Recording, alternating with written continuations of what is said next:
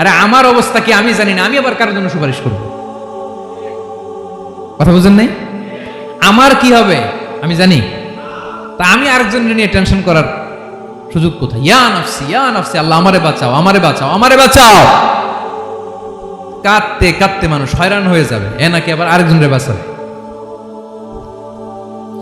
বিশ্বনবী বলেন, বিশ্বনবী একবার ছাগলের রান খাচ্ছিলেন, রান খেতে খেতে বিশ্বনবী বলেন, আনা সাইয়্যিদুন নাস ইয়াউমাল কিয়ামাহ, আমি কিয়ামতের দিন সর্বশ্রেষ্ঠ হব, মানুষের মধ্যে সর্বশ্রেষ্ঠ সেরা আমি বিশ্বনবী। আলহামদুলিল্লাহ পড়েন।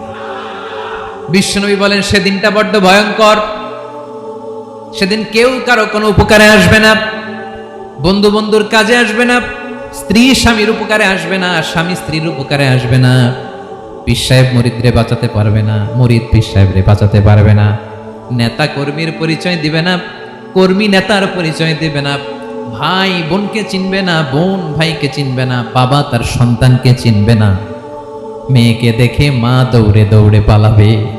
বড্ড ভয়ঙ্কর দিন। বিশ্বনবী বলবেন, জমিনটা এখনকার মতো থাকবে না, পুরো জমিনটা সমান হয়ে যাবে, ফ্ল্যাট, এখন তো গোল, তখন ফ্ল্যাট, সবাই এক জমিনের উপরে দাঁড়াবে, সূর্যটা মাথার কাছে চলে আসবে, সূর্যের গরমে মানুষের মাথার মগজ গলে গলে কানের ছিদ্র নাকের ছিদ্র দিয়ে বেয়ে বেয়ে পড়বে। আহ, সবাই হয়রান পেরেশান ক্লান্ত শ্রান্ত। মানুষগুলো বলবে বাঁচার কোনো উপায় নাই। 50,000 বছর মানুষ এরকম দৌড়াবে, চিৎকার করবে, কাঁদবে, বাঁচার কোনো উপায় নাই। সবাই বলবে, আহ, আল্লাহ যদি বিচারটা শুরু করতো, যা হবার হবে, আগে বিচার শুরু করুন। বিচারই শুরু হয় না, বিচার শুরু হইতেই 50,000 বছর।